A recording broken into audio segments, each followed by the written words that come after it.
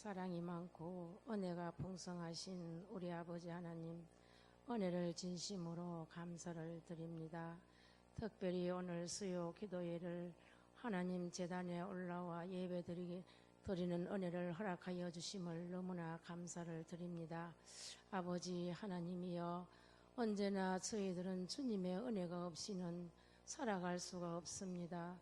지난 여름도 흐른 삼복더위도 또한 모든 주님이여 코로나 바이러스로 여러 가지 힘드는 일이었지만은 우리 주님이 늘 눈동자와 같이 지켜주셨기에 저희들이 잘 지탱하고 살아왔음을 진심으로 감사를 드립니다. 아버지 하나님이여, 특별히 저희들은 아버지의 이 시간에 간절한 심령으로 주님 앞에 찾아왔습니다. 성령의 충만함을 힘입어야 살아갈 수가 있습니다. 귀한 말씀에 전주의 갑주를 갈아입어야 이 어려운 시대를 저희들이 이겨내고 살아갈 수가 있습니다. 아버지 하나님이여, 특별히 주님 제단에 모이기에 힘쓰지 아니하니까 믿음이 연약하여지고 또한 기도 생활에 게을러지고 너무나 나태한 생활 속에 저희들이 빠져들어가는 것 같습니다. 저희들을 하나님의 말씀으로 붙들어 주시기만을 간절히 바라옵고 원합니다. 하나님 아버지여, 세상 것 바라보지 아니하고 믿음의 자녀로서 주님이여 구별된 삶을 살아갈 수 있는 저희들 삼아 주시옵기만을 간절히 바라옵고 원합니다. 아버지여, 특별히 우리 언양제일교회를 사랑해 주시옵시사 주님의 몸된 제단에 속한 사랑하는 심령들 가정가정을 지켜주시옵시고 심령을 붙들어 주셔서 한 심령이라도 믿음의 낙오자가 없게 하시고 한 심령이라도 주님이여 아버지 하나님의 아픔의 고통을 겪지 아니하고 기쁨으로 살아갈 수 있는 우리 언양제일교회 모든 믿음의 자녀들 다 되도록 하나님이여 늘 붙들어 주시기만을 간절히 바라옵고 원합니다. 아버지여, 간구하며 기도하옵기는 특별히 우리 주님, 우리 교회의 주님이여 주일학교 또한 유치부 학생들 주님 지켜주시옵시사. 아버지여, 참으로 코로나를 위하여서 잘 예배에도 참석지 못하고 학교에도 잘 아버지여 가지 못하는 아버지여 가운데서 생활을 해왔습니다. 어서 속히 주님이여 코로나 바이러스가 사라지는 은혜가 있게 도와주시옵시고 마음껏 뛰면 아버지 하나님이여 참으로 주님 학교이고 교회고 나올 수 있는 우리 아이들이 속히 아버지가 될 수 있도록 도와주시기를 간절히 바라옵고 원합니다. 특별히 아버지여 몸된 재단에 주님이여 올려한 어른들을 지켜주시옵시사. 육신이 연약하지 않도록 아버지여 감기 몸살에 아버지 아픔이 없도록 늘 강건한 모습으로 가정에서라도 기도 생활에 게을러지는 일이 없도록 주님 저희들에게 뜨거운 열심을 다하여 주시기만을 간절히 바라옵고 원합니다. 아버지 간구하며 기도합니다. 특별히 우리 교회가 앞으로 해야 할 일을 큰 일을 앞두고 저희들이 기도해야 하는데 아버지 하나님이여 모이기에 피하는 일들이 많아 기도 생활에 게을러지는 저희들을 주님 붙들어 주시고 아버지여 마음껏 제단에 나와서 부르짖고 기도할 수 있는 날이 속히 허락하여 주시기만을 간절히 바라옵고 원합니다. 특별히 우리 교회가 주님이여 세계적으로 선교하는 지역 아버지여 그 나라들을 지켜주시옵시고 아버지여 선교하는 선교사님들에게 은혜를 베풀어 주시옵시고 우리 하나님이 함께 하셔서 아버지 어려움 당하지 않도록 도와주시기를 바라옵고 원합니다. 우리 교회가 참으로 주님의 성심껏 도울 수 있도록 아버지 은혜를 베풀어 주시기를 원하옵고 기도합니다.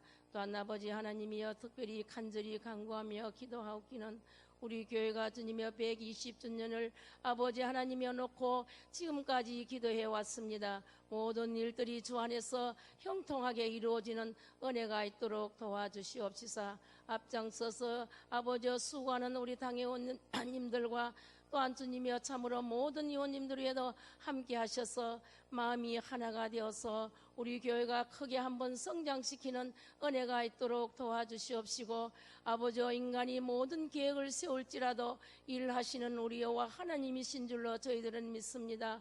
온 아버지여 재직들과 성도들은 아버지여 마음을 합하여 한마음 한뜻이 되어 기도하여 아버지여 교회가 참으로 좋은 극적으로 아버지와 참으로 이루어지는 은혜가 있게 도와주시옵시고, 지금까지 아버지와 깊은 역사가 있는 교회로서 해야 할 일을 할 수 있도록 도와주시기만을 간절히 바라옵고 원합니다. 조금도 인간의 생각은 포함하지 않게 하시고 오직 하나님의 뜻을 발견할 수 있도록 도와주시옵소서.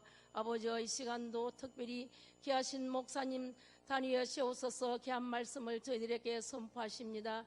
주시는 말씀을 주님 저희들은 받아 먹고 새 힘을 얻어 이 어려운 시대를 잘 말씀으로 극복하며 이겨나갈 수 있는 은혜가 넘치도록 도와주시기를 바라옵고 원하옵나이다. 수고하는 모든 심령들의 은혜를 베풀어 주시옵시고, 항상 주님 품 안에서 주님이여 형통한 일들이 일어날 수 있는 우리 언양제일교회 모든 심령들이 다 되도록 도와주시옵소서. 이 시간도 주님 다 구하지 못한 것까지 우리 주님 아시고 계실 줄 믿고 이루어지실 줄 믿사옵고, 우리 주 예수님의 이름으로 간절히 기도 올려옵나이다.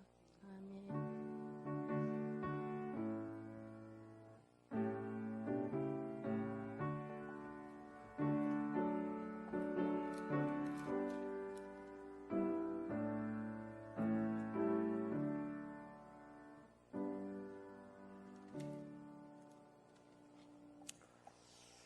하나님의 말씀은 사무엘하 12장 15절부터 25절까지, 사무엘하 12장 15절부터 25절까지, 구약성경 481쪽에 있습니다. 사무엘하 12장 15절부터 25절까지 우리 한 절씩 천천히 교독하도록 하겠습니다. 나단이 자기 집으로 돌아가니라. 우리아의 아내가 다윗에게 낳은 아이를 여호와께서 치심에 심히 앓는지라.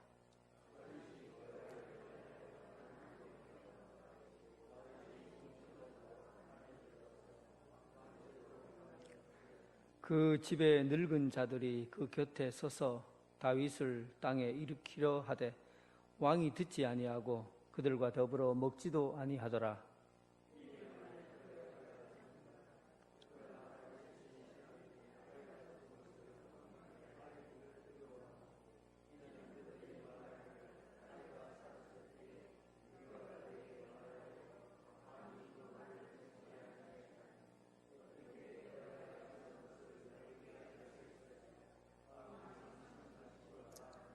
다윗이 그의 신하들이 서로 수군거리는 것을 보고 그 아이가 죽은 줄을 다윗이 깨닫고 그의 신하들에게 묻되 아이가 죽었느냐 하니 대답하되 죽었나이다 하는지라.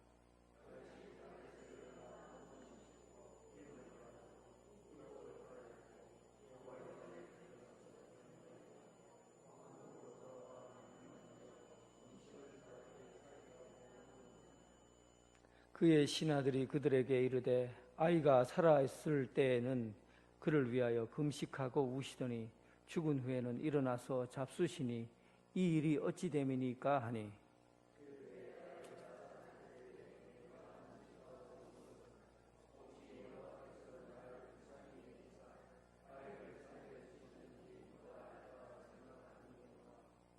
지금은 죽었으니 내가 어찌 금식하랴. 내가 다시 돌아오게 할 수 있느냐. 나는 그에게로 가려니와 그는 내게로 돌아오지 아니하리라.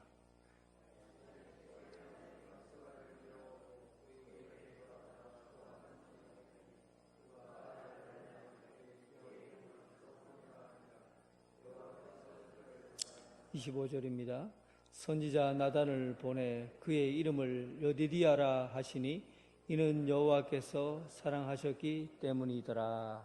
아멘. 다윗이 뛰어나다고 생각하게 되는 것은 다윗 스스로가 훌륭한 인품을 지녀서거나 아니면 나라를 잘 다스리고 통치할 수 있는 능력이 있다거나 또 성품이 탁월하게 좋아서 그가 위대하다, 또 훌륭하다, 또 존경하는 사람이다, 그렇게 말하지 않습니다. 지난 저번에 우리가 말씀을 나누었듯이 다윗은 실패하고 죄를 범했을 때 실패하고 죄를 범했을 때 어떤 태도를 취하는가, 그 모습을 보고 다윗이 훌륭하다, 다윗은 참 위대하다라는 평가를 받습니다.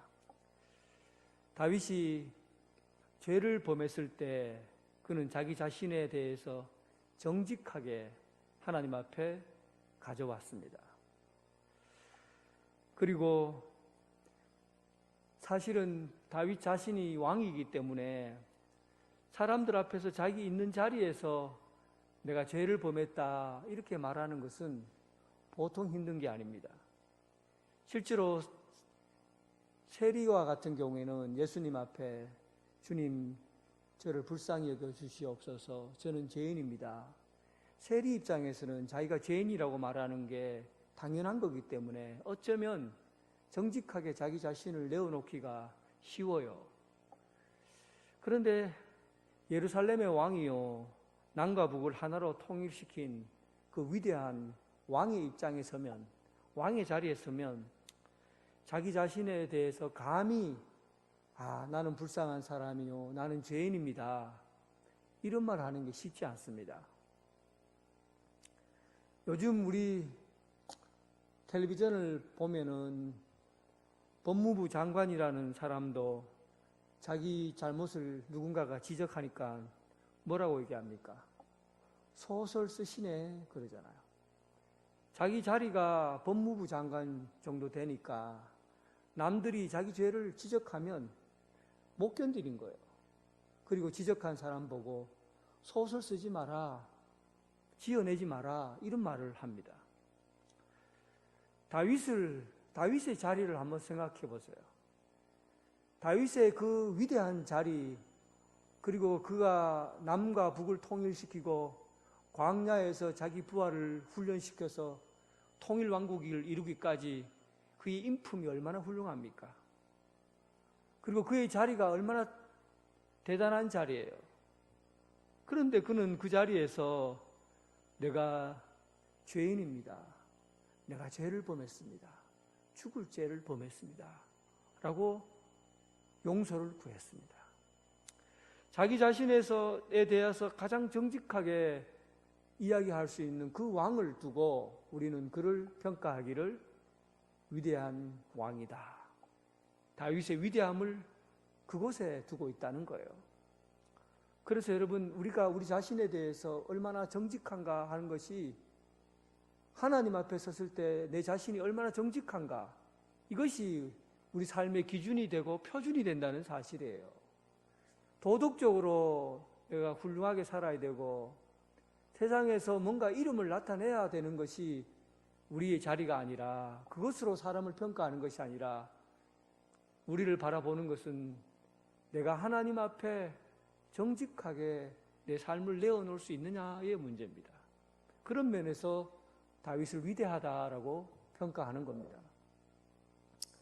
뿐만 아니라 다윗에 대해서 우리가 배울 수 있는 것은 다윗의 정직한 자기 고백, 여기에 우리가 지난번에 초점을 맞추어서 말씀드렸지만, 오늘은 이 다윗이 거기에 머무르지 않고 어떻게 이런 과정을 통해서 자기 자신의 죄를 고백하는 이런 과정을 통해서 신앙이 성숙해 가는가, 신앙의 변화가 있는가 하는 것을 오늘 본문을 통해서 우리가 볼 수가 있어요.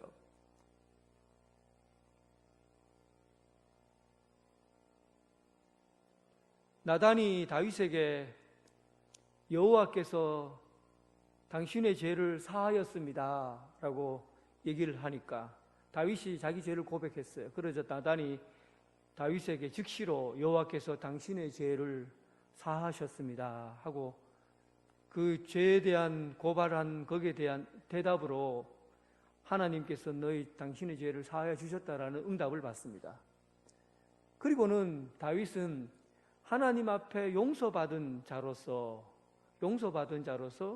그의 신앙 형태가 변화가 생기기 시작한 겁니다. 다윗은 평생에 용서받은 죄인으로 살아갈 수밖에 없어요. 그런데 하나님의 용서를 발견함으로 그의 신앙의 형태의 변화가 옵니다. 그래서 여러분, 우리 그리스도인들이 변화가 되는 것은 하나님의 용서를 경험할 때 변화가 되는 거예요. 하나님의 용서를 내가 경험한 사람은 우리 삶의 신앙의 변화가 찾아오게 되어 있습니다. 누가복음에 여러분 비유를 한번 보세요. 하나님 나라를, 천국 비유를 3가지로 얘기를 합니다. 첫 번째는 잃어버린 동전을 찾았을 때 오는 기쁨, 그리고 잃어버린 양을 찾았을 때 오는 기쁨, 그리고 잃어버린 아들을 찾았을 때 오는 기쁨, 이 3가지를 얘기하거든요. 그런데 공통적인 거는 잃어버리기 전에는 그것이 귀한 줄 몰랐어요. 그때 당시 동전 그거 뭐 그렇게 귀합니까? 그런데 이 동전은 결혼을 증표로 삼을 수 있는 아주 귀한 것이었는데, 그러나 평상시에 동전이 있을 때는 그것이 귀한 줄 몰라요. 가치 있는 줄 몰라요. 그런데 그것을 잃어버리고 나니까 잃어버린 동전에 대한 그 가치가 달라지는 것이죠. 그리고 그 동전을 찾았을 때 찾고 난 이후에 그 전에 했던 그 동전이 아니라 새로운 동전의 가치로 다가오게 된 거예요. 그전에는 귀한 줄 모르고, 귀한 것이지만 귀한 줄 모르고 있다가 잃어버렸다가 다시 찾았을 때 그 동전을 새롭게 보게 된 겁니다. 아, 참으로 가치 있는 것이구나. 그렇게 보는 것이죠. 신앙생활이, 기독교인의 신앙들은 용서를 경험함으로 인해서 내가 주님 앞에 잃어버림을 당하고 난 이후 용서를 경험함으로 인해서 그때 쓸모없는 내가 참으로 내 인생이 가치 있는구나 하는 것을 알게 된다는 거예요. 그래서 그전에는, 하나님의 용서를 경험하기 전에는 우리는 이렇게 생각하는 거예요. 참 내 인생이 의미가 있는지, 내가 살아가는 것이 이거 진짜 잘 사는 건지, 또 내가 참 괜찮은 사람인지 어떤 사람인지 잘 몰라요. 그런데 잃어버린 자를 찾으시는 아버지, 용서해 주시는 하나님을 경험하고부터는 용서받은 죄인으로 산다는 것이 얼마나 가치 있는 인생인가 하는 것을 깨닫게 된 겁니다. 그래서 우리는 하나님의 용서를 경험하면서 우리 신앙의 변화를 알게 되고 변화되는 과정을 겪게 되는 거예요. 그래서 신앙의 성숙, 신앙이 자라는 것은 하나님의 용서를 경험한 자에게 오는 겁니다. 하나님의 용서를 경험한 자는 신앙의 변화가 찾아오기 시작한 것이죠. 여러분, 오늘 다윗이 경험하게 되는 신앙의 변화, 그리고 성숙함, 태도, 이런 것들을 오늘 2가지 기준에서 한번 찾아보려고 합니다. 먼저는 다윗이 말씀을 대하는 태도의 변화가 생겨요. 2번째는 다윗이 기도하는 태도가 달라집니다. 이 2가지 태도를 보면, 다윗이 하나님의 용서를 경험하고 나서 그리고 어떻게 변해갔는가 하는 것을 알 수가 있습니다. 오늘 본문 15절에 나단이 그의 집을 떠나 자신이 살던 곳으로 갔다, 그렇게 기록하고 있어요. 성경에서 나단이 그 집을 떠나 자기 살던 곳으로 갔다라는 부분들을 구태여 기록해 놓을 필요가 있습니까? 나단이 다윗에게 와서 자기 죄를 고발하고 난 다음에, 그리고 나단의 행적에 대해서 궁금할 필요가 없는데 오늘 성경에 보니까 나단의 행적이 기록되어 있어요. 나단이 그의 집을 떠나 자신이 살던 곳으로 돌아갔다. 그러니까 나단이 그 집에 머물렀던 공백, 그 시간이 있었다는 거예요. 그리고 그가 떠났다는 것은 다윗이 생각할 때는 나단과 함께 있었다가 나단이 떠난 지 오랜 시간이 되었다라는 것을 알 수가 있습니다. 그러니까 이런 거죠. 여러분, 우리가 왕의 자리에 앉아 보지 못했기 때문에 우리는 이것을 감각적으로 잘 느끼지 못할 수 있어요. 그런데 다윗은 왕이에요. 왕의 자리는 그때 당시에는 사람의 생명을 자기 마음대로 좌지우지할 수 있었던 자리가 왕이에요. 그러니까 성경에서 말하는 왕은 여자들을 데려다가 그의 종으로 삼고, 그리고 사람을 판결할 때 잘못됐다 잘됐다를 왕이 임의로 판단할 수 있는 거예요. 그래서 사람의 생명을 자기가 주도할 수 있는 자리가 바로 왕의 자리예요. 그래서 누군가가 나단이라는 선지자라고 해도 자기 잘못을 그 자리에서 고발하게 되면 그는 그 죄를 고발했던 사람들 그 순간은 하나님의 말씀이라고 듣고는 하나님께서 말씀하시는구나 라고 이야기 듣고, 그리고 나단이 떠나가면 하나님의 말씀을 지키지 않고 실행에 옮기지 않을 수도 있다는 겁니다. 사람의 감정이 얼마나 왔다 갔다 합니까? 화장실에 들어갈 때 하고 들어갔다 나올 때랑 그 감정이 다르잖아요. 그러니까 다윗도 감정적으로 변화가 충분히 있을 수 있는 시간이에요. 나단이 머물렀다가 돌아갔어요. 그러면 그동안에 나단이 없기 때문에, 누군가 고발하는 사람이 자기로부터 멀어졌기 때문에 다윗의 입장에서는 나단이 한 이야기를 지키지 않아도 무관합니다. 다윗이 하나님의 말씀을 그가 지키지 않아도 아무 상관이 없어요. 그렇게 생각할 수 있는 거예요. 그런데 다윗은 그의 신앙에 변화가 찾아온 것이죠. 하나님의 용서를 경험한 다윗은 말씀에 대한 태도가 달랐습니다. 이 이야기와 더불어서 우리가 한번 생각해 보아야 될 사람이 사울이에요. 가장 가까이에서 비교할 수 있는 사람이 사울입니다. 사울이 다윗하고 만나면서 다윗을 얼마나 몇 번이나 죽이려고 했잖아요. 그런데 다윗을 죽이려고 했을 때 다윗이 오히려 굴 속에서 사울을 살려주잖아요. 그리고는 사울이 다윗을 잡고 엉엉 울면서 얘기를 합니다. 내가 너를 죽이지 않겠다. 아들아, 다윗아, 내 아들아 하고는 엉엉 울면서 내가 너를 죽이지 않고 살려줄 것이다. 이렇게 얘기를 해요. 그런데 시간이 조금만 더 지나고 나서 마음이 싹 바뀌어 버립니다. 그가 내뱉은 말을 순간적으로 그 상황을 모면하려고는 했지만은 결국은 그가 한 약속을 지키지 않고 또다시 다윗을 죽이려고 군사를 대동하고 엔게디 골짜기로 갑니다. 그런데 거기에서 다윗을 만나고 또 똑같은 이야기를 하죠. 다윗아, 내 아들아 하고 울면서 내가 너를 죽이려 했던 것을 후회한다 하고는 다시금 얘기를 합니다. 사울과 다윗의 차이점이 뭡니까? 다윗은 말씀을 받아서 그 말씀을 먹고 그리고 그 말씀을 지켰어요. 그의 삶 속에서 하나님의 말씀이라고 하면 그 말씀을 먹고 그리고 그 말씀을 지켜 행했다는 겁니다. 그런데 사울은 순간적으로 감정적으로 일을 모면하려고 했지, 감정적으로 일을 처리하려고는 했지만 하나님의 말씀을 끝까지 지켜내지는 못했어요. 지난주 여러분 설교 기억하십니까? 요한계시록에 나온 요한계시록 10장 10절에 하는 말씀 한번 기억을 떠올려 보십시오. 내가 천사의 손에서 작은 두루마리를 갖다 먹어버리니 내 입에는 꿀같이 다나 먹은 후에는 내 배에서 쓰게 되더라.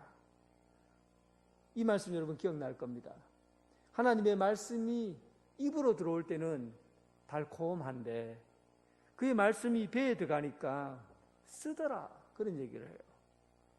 그러니까 사실은 우리가 하나님의 말씀을 먹을 때는 먹는 순간 달콤함이라는 것은 하나님의 말씀을 듣고 은혜 받고 감동받고 그리고 깨달음을 얻고 하기까지는 잘 하는데, 그런데 말씀을 지키는 데까지 가지 않기 때문에 배에서 쓰다는 거예요. 하나님의 말씀을 먹기는 먹지만 먹고 지키지는 않는다는 거예요. 그래서 그 배에서 쓴다는 얘기입니다. 마태복음의 말씀을 보세요. 마태복음에서는 하나는 집을 짓는데 모래 위에 집을 짓고 또 하나는 반석 위에 집을 지어요. 근데 모래 위에 지은 집은 바람이 부니까 싹 다 무너지고 반석 위에 지은 집은 아무리 바람이 불고 태풍이 불어도 튼튼하게 서 있습니다. 이 말씀은 뭐예요? 하나님의 말씀을 듣고 말씀을 행하고 지키는 자는 반석 위에 선 사람이 되지만 말씀을 들었지만 그 말씀을 지키지 않으면 모래 위에 지은 집과 같다. 그런 얘기입니다. 그러니까 신앙생활의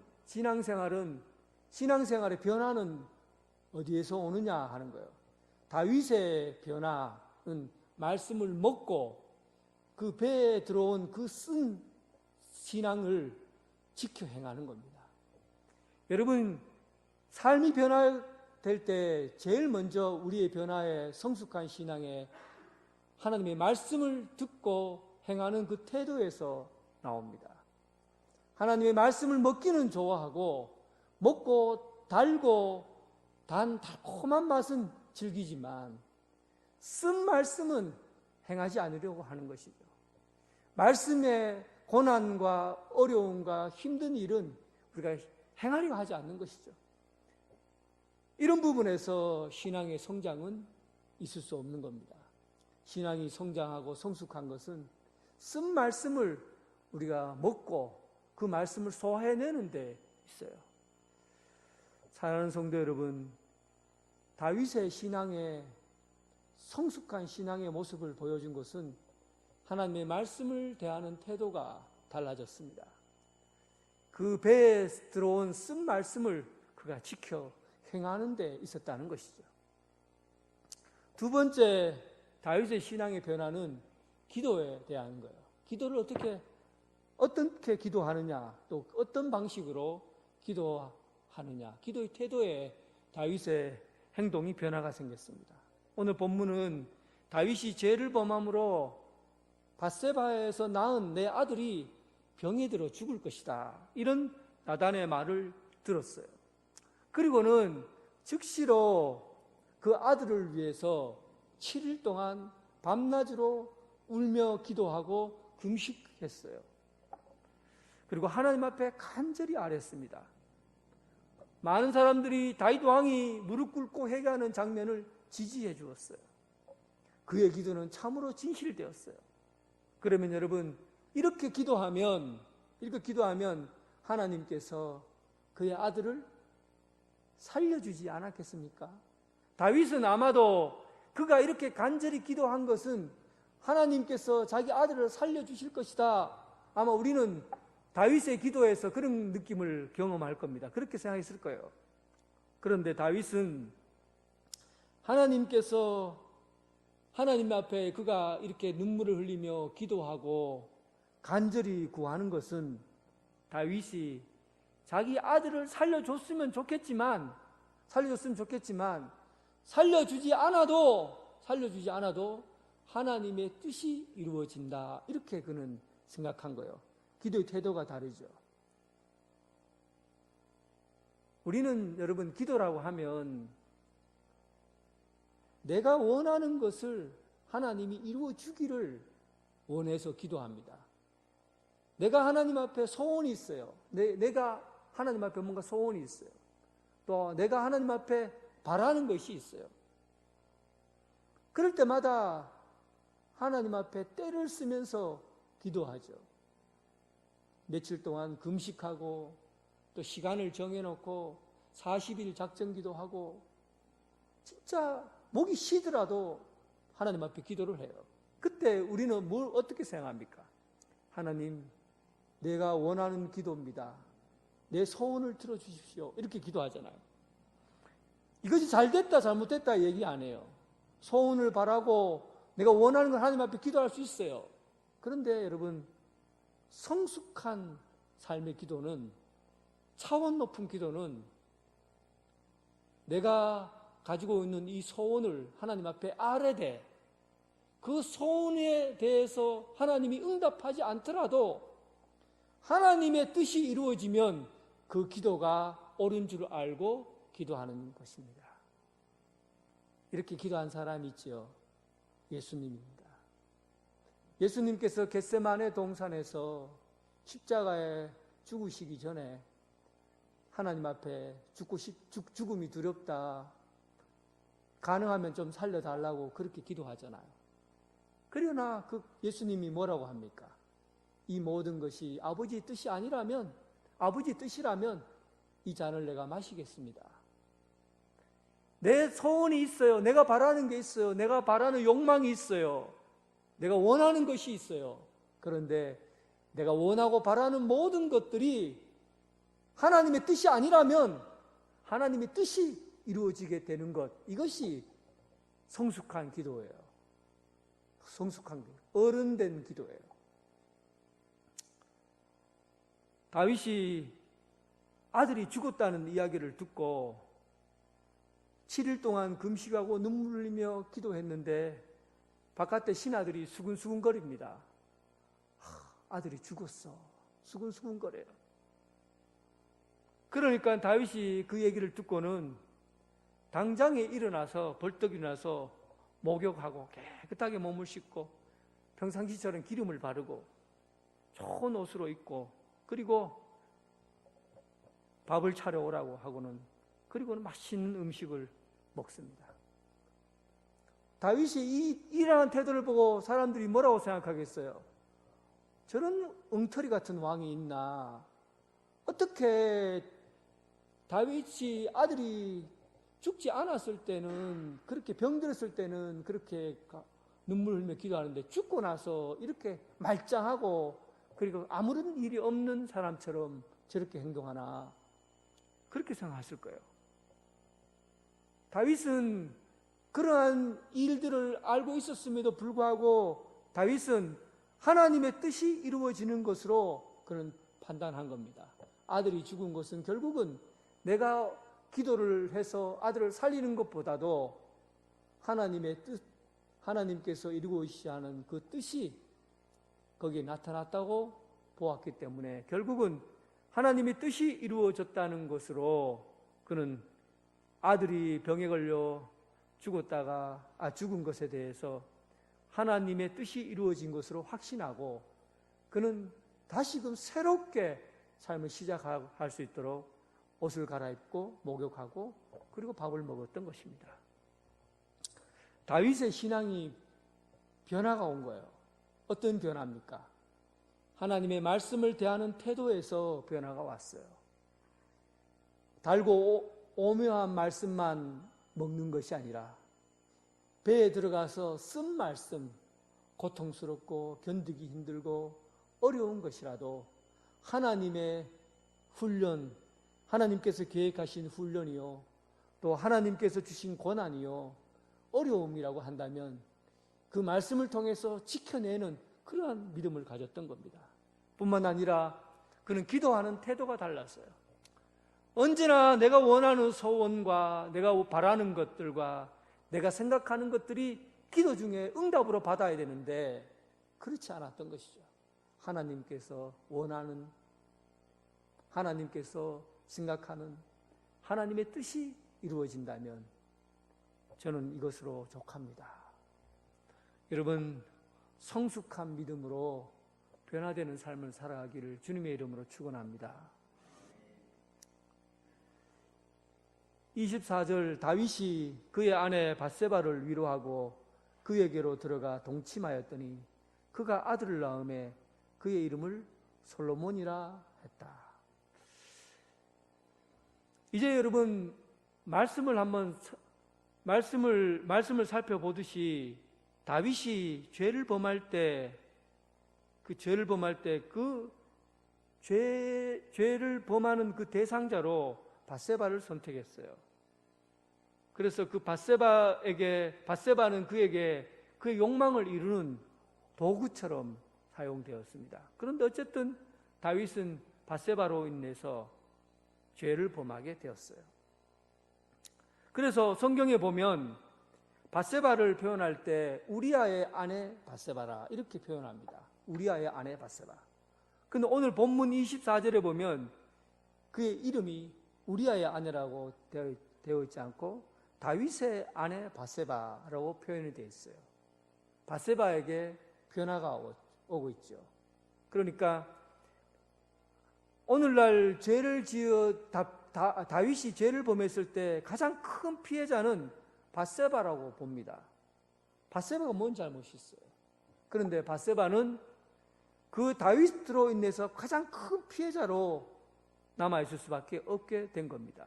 그런데 다윗이 하나님 앞에 용서를 구하고 죄사함을 받았을 때 하나님께서는 다윗이 처한 환경까지도 변화시켜 주셨다는 거예요.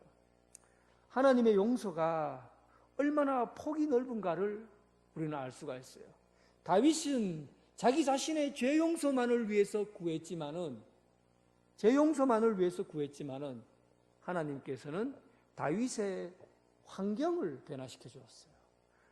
다윗의 죄를 용서해 주실 뿐만 아니라 다윗이 처해 있는 환경까지도 바꾸어 주셨다고요. 하나님의 용서가 얼마나 그 범위가 넓은가를 우리는 알 수가 있습니다. 하나님의 용서는 좁지 않아요.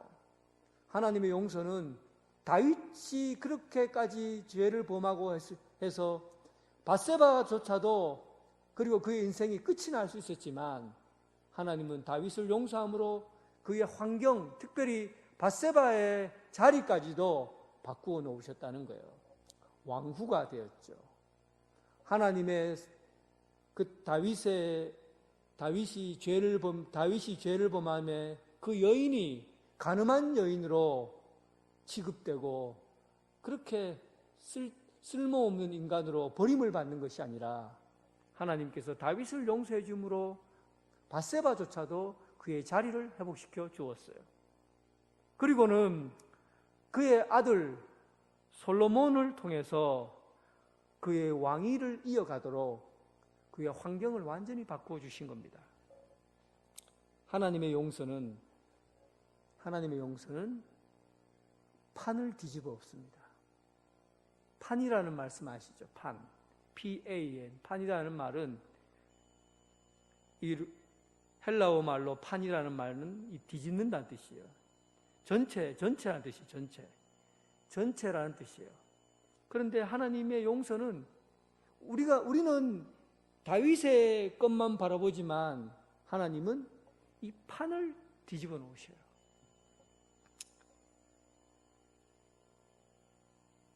누가복음에서 잃어버린 아들, 둘째 아들이 집을 나갔어요. 돌아올 때 아버지 앞에 둘째 아들이 뭐라고 합니까? 아버지, 저를 종으로 삼아주세요. 종으로 삼아달라고 그래요. 그런데 아버지가 그를 받아들이고 손에 금가락지를 끼워주고 너는 내 아들이다 라고 잔치를 베풀어 줍니다. 아버지는 아들을 용서하면서 아들의 인생 전체를 뒤집어 놨어요. 바꾸어 놓았어요. 판을 바꾼 겁니다. 세상에 한 사람의 잘못을 용서해 주는 것도 큰일인데 그 용서와 더불어 인생 전체를 바꾸어 주신 거예요. 여러분, 하나님께서 우리를 용서한다는 것은 단순히 여러분들이 여러분들이 죄인이기 때문에 죄를 용서해 주는 것으로 그치는 것이 아니에요. 여러분들 인생 전체가 뒤집어지는 거예요. 어떻게 뒤집어집니까? 여러분 인생의 판이 바뀌는 거예요. 어떻게 바뀝니까? 여러분들이 하나님의 자녀가 되는 거예요. 하나님의 자녀가 되는 거예요. 하나님의 용서는 단순히 제 용서에 그 기쁨만 있는 것이 아니라 하나님의 완전하신 사랑, 세상을 뒤집어 놓고 삶을 뒤집어 놓고 인생을 뒤집어 놓는 그 판이 바뀌는 겁니다.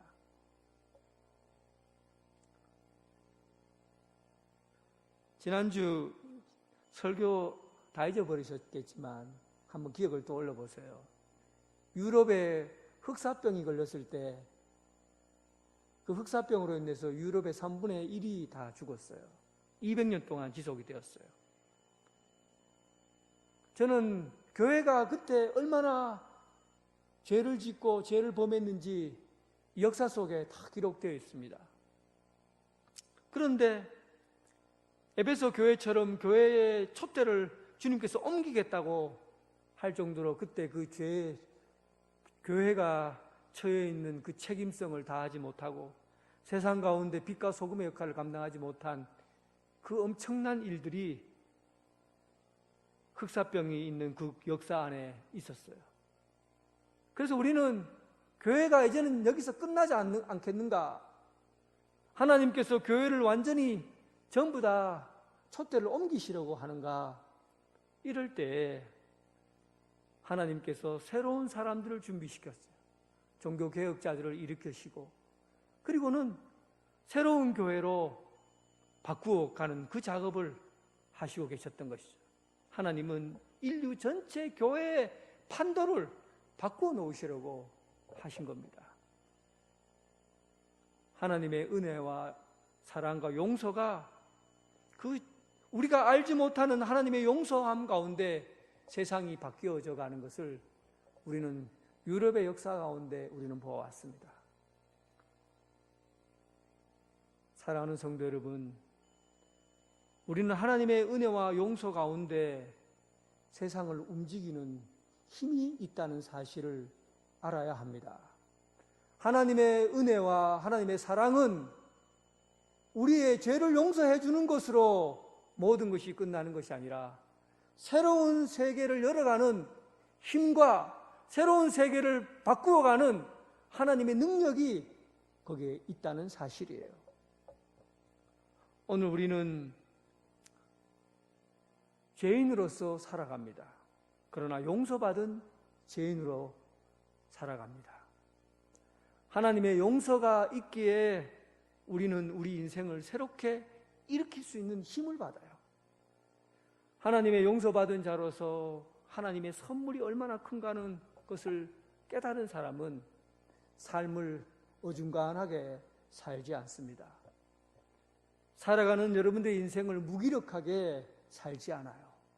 하나님의 용서가 얼마나 큰가를 안 사람은 오늘 여러분들의 삶의 자리가 그냥 결코 가볍게 살아가는 그런 삶이 아니라는 겁니다.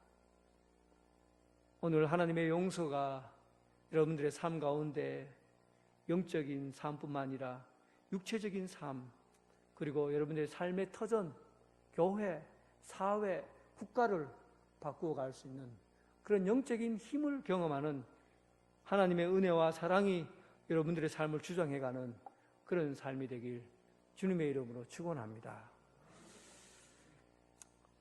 우리 함께 기도하겠습니다. 하나님 앞에 받은 은혜가 얼마나 큰가, 하나님이 이 죄인을 용서해 주시는 그 사랑이 얼마나 무한하고 큰가, 하나님의 은혜를 생각하고 감사하며 주님 앞에 기도하시기 바랍니다. 그리고 여러분들의 마음에 있는 소원을 하나님 앞에 아뢰고 그 소원을 이루어지는 것이 중요한 것이 아니라 하나님의 뜻이 우리 삶 가운데 이루어지게 해달라고 기도합시다.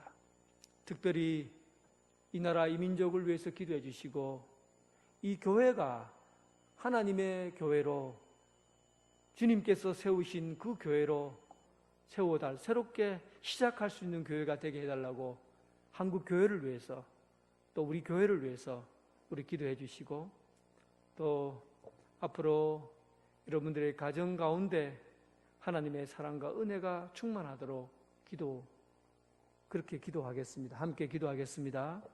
하나님 아버지, 하나님께서 우리를 너무 사랑해 주셔서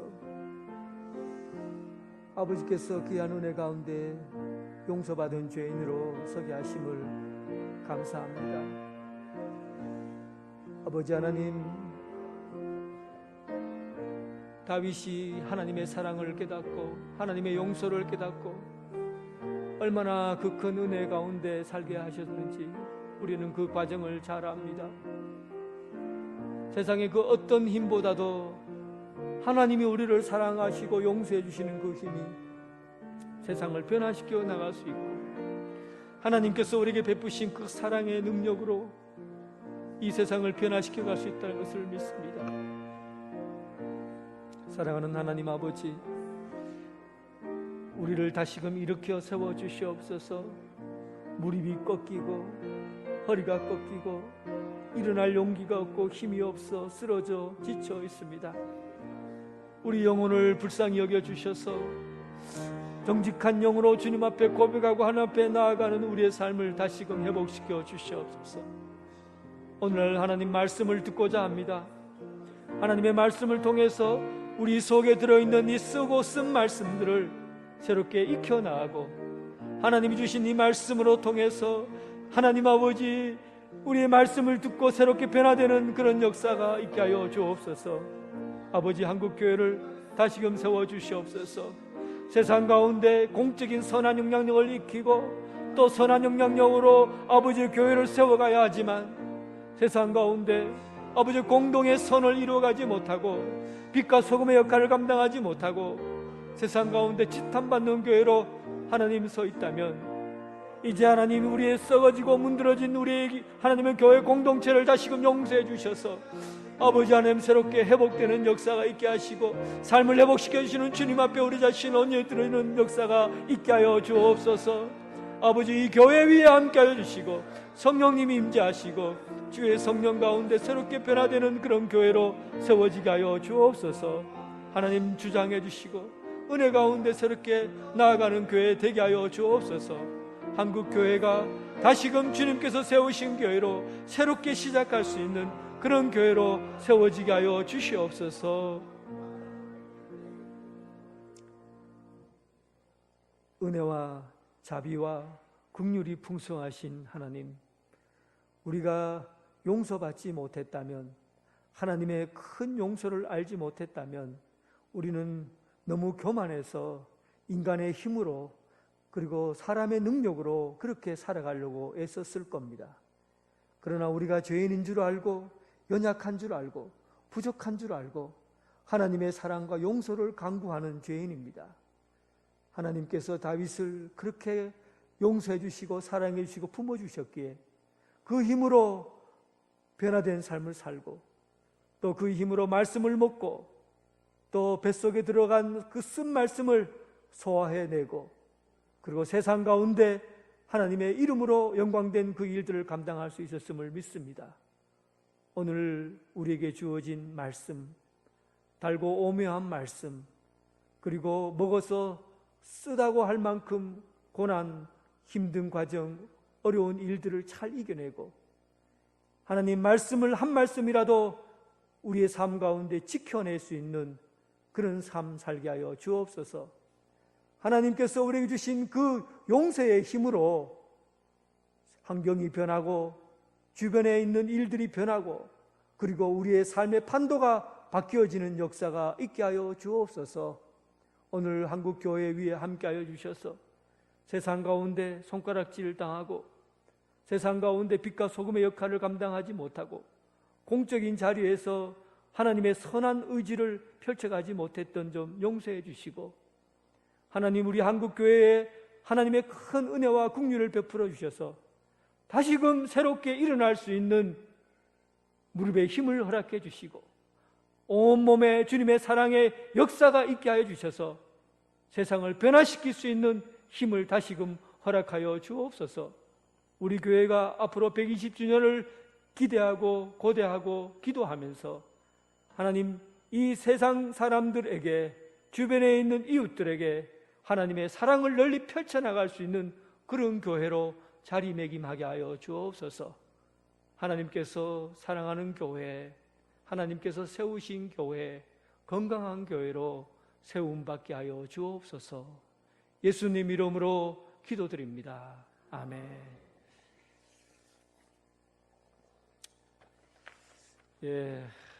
지금까지 비대면으로 예배를 드리다가 오늘 수요일 날 함께 얼굴 뵙고 예배 드릴 수 있어서 참으로 감사드립니다. 조금만 더 우리 그리스도인으로서 다른 사람, 이웃을 좀 더 배려하고 이웃을 배려한다고 해서 하나님의 일을 소홀히 해서는 안 됩니다. 하나님 앞에 예배 드리는 일에 성공하시기 바랍니다. 하나님 앞에 말씀 보고 기도 생활하고 하는 일에 절대 실패해서는 안 됩니다. 어려울수록 말씀 생활과 기도 생활에 꼭 성공할 수 있는 여러분 되시기를 바랍니다. 새벽 기도에도 여러분 빠지지 않고 참석해 주시기 바라고요. 교회 학교는 27일부터 기존 예배대로 지켜나가도록 하겠습니다. 이번 주일 2부 예배 후에 본당에서 김동원 장로님 원로 장로 추대를 위한 공동회의를 소집합니다.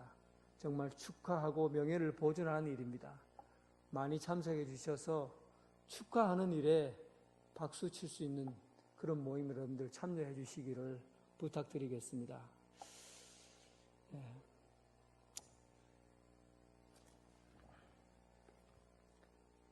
찬송가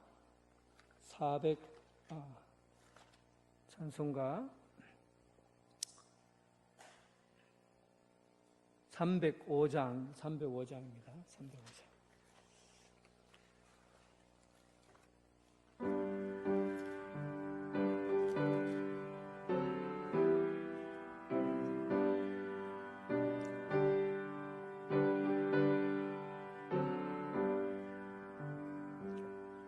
나 같은 죄인 살리시 주 은혜 놀라워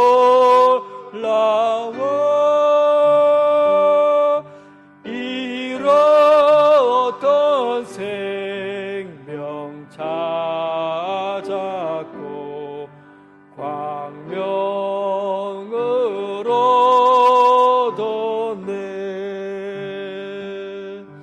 큰 죄악에서 건지시 주 은혜 고마워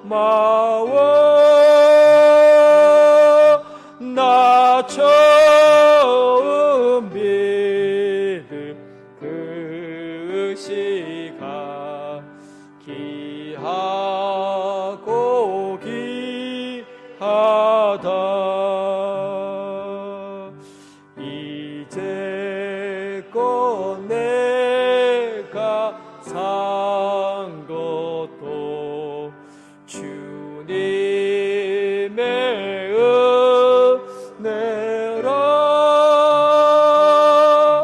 또 나를 장차 본향에 인도해 주시리 거기서 오래 영원히 주님의 은혜로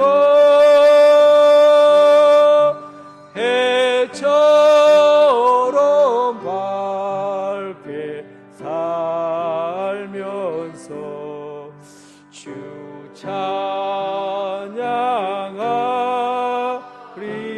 찬양하리라.